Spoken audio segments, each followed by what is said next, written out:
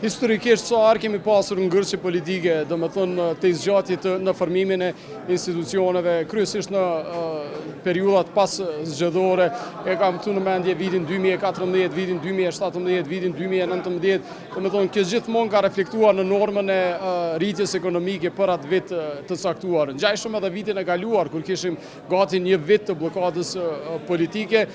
deri në zgjedhjet e 28 dhjetorit,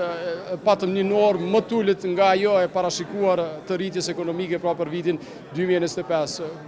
Uroj që jo, por megjithatë pritshmëritë janë që normë të tillë të ulët do të kemi edhe gjatë vitit 2026 dhe kjo krye kaput për shkak të zgjatjes së,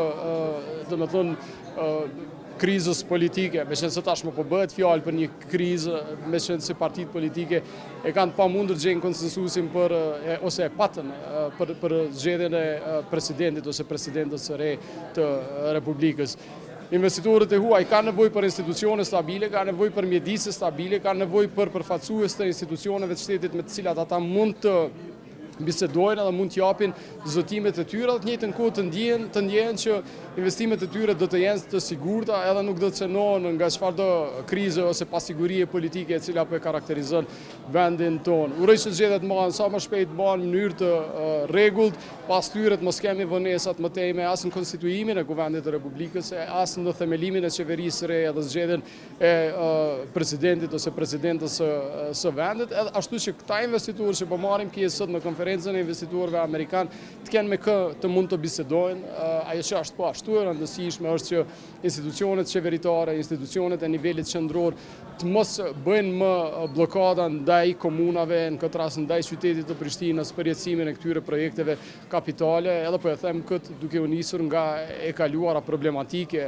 domethënë shpeshherë përgjatë kësaj dekade qeveria në nivelin qendror, jo vetëm kjo e fundit, por edhe qeveritë e mëhershme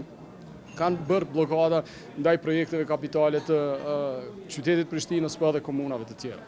Me të drejtë thatë që megjithatë konfliktet e ndryshme në zonat të ndryshme të botës mund të kenë ndikim në rritjen e për një farë ngurimi të investitorëve të huaj që të zgjerohen, por megjithatë duhet të theksuar që të njëjtën kohë rajonet që janë në paqe, që janë paqësorë, siç është rajoni Ballkanit Perëndimor, mund të shfrytëzojnë këtë mundësi që të rresin investimet huaja. Ne kemi Spaku Kosova ka fuqi të re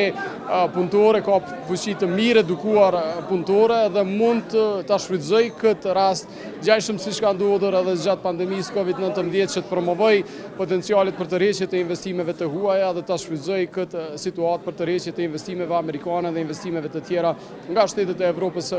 Perëndimore, të cilat janë edhe shtete aleate të Republikës së Kosovës.